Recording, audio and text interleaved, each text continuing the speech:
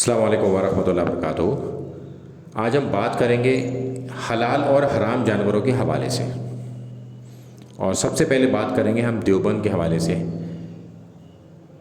کہ فتویٰ رشیدیہ میں پیج نمبر 598 پر سوال پوچھا گیا کوے کے حوالے سے کہ جس علاقے میں کوے کو حرام جانتے ہوں اور اسے کھانے والے کو برا جانتے ہوں، اس علاقے میں کوا کھانا کیسا ہے، ثواب کا کام ہے یا گناہ کا کام ہے؟ تو جواب ہے ثواب کا کام ہے، یعنی کہ کوا حلال ہے دیوبند کے ان کی اپنی شریعت میں۔ اور اب اس کی آگے سے بہت ساری تعویل کریں گے، مگر یہاں پر اس طرح کی کوئی تعویل موجود ہی نہیں ہے۔ یہ عام کوے کی بات ہو رہی ہے، عام کوے کے حوالے سے سوال پوچھا گیا ہے، اور کوئی بندش نہیں ہے اس سوال میں کہ کنڈیشن یہ ہونی چاہیے یا کنڈیشن وہ ہونی چاہیے۔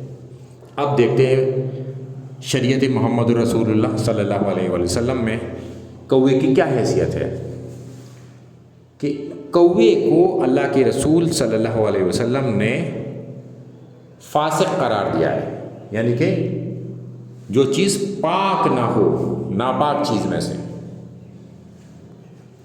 اب فاسق کیا کیا چیزیں ہیں؟ سانپ، بچھو، چوہا اور کوا۔ کیا فاسق چیزیں کھا سکتے ہیں دیوبندی؟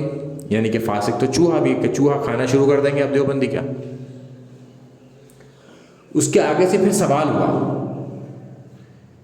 کیا کوا کھایا جا سکتا ہے؟ تو جواب میں ایک ایسی بات جو دل کو مطمئن کر دے، اللہ کے رسول صلی اللہ علیہ وسلم نے جس چیز کو فاسق قرار دے دیا ہو اس کو بھی کھایا جا سکتا ہے۔ کیا اب کوئی کھائے گا اسے اس کے باوجود بھی؟ مگر دیوبندیوں کے یہاں ثواب کا کام ہے۔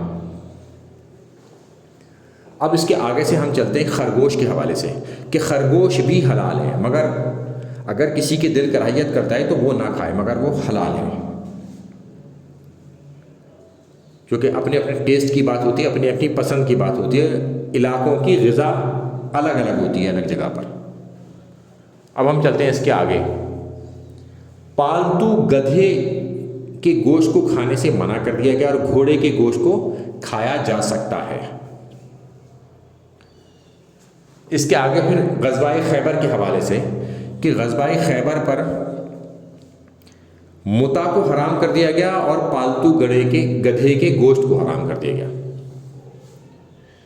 اب راستہ بالکل ہی بند ہو گیا ان دونوں چیزوں کے حوالے سے۔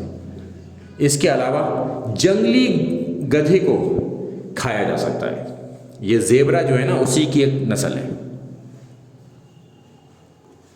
اب اس کے آگے ہم چلتے ہیں کہ وہ درندے جن کے کینائن دانت ہوتے ہیں، کیلے یا کونچ جسے کہتے ہیں، یعنی کہ جب ہم اپنے دیکھیں گے آگے کے سے کاؤنٹ کریں گے تو رائٹ ہینڈ کی طرف سے کاؤنٹ کریں گے تو 1 2 تیسرا دانت جو ہوتا ہے ہمارا، جو آگے سے نوک نکلی ہوئی ہے، اس طرح کے جانوروں کو کھانے سے منع کر دیا گیا۔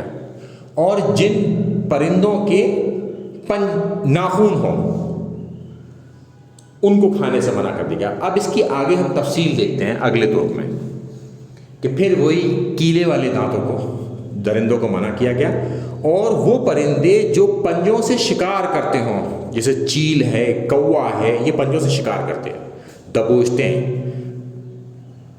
آپ نے دیکھا ہوگا اکثر کوا مرغی کے بچوں کو اٹھا کے لے جاتا ہے، وہ دبوچ کے لے جاتا ہے۔ تو اس طرح کے جانوروں کا گوشت کھانے سے منع کر دیا گیا ہے۔ اور یہ جو مویشی ہے نا، چوپائے، یہ حلال ہے۔ اس میں آپ جراف ہے، اس میں گائے ہے، بھینس ہے، اور اس میں کنگارو بھی شامل ہے، یہ سب کے سب مویشی ہیں۔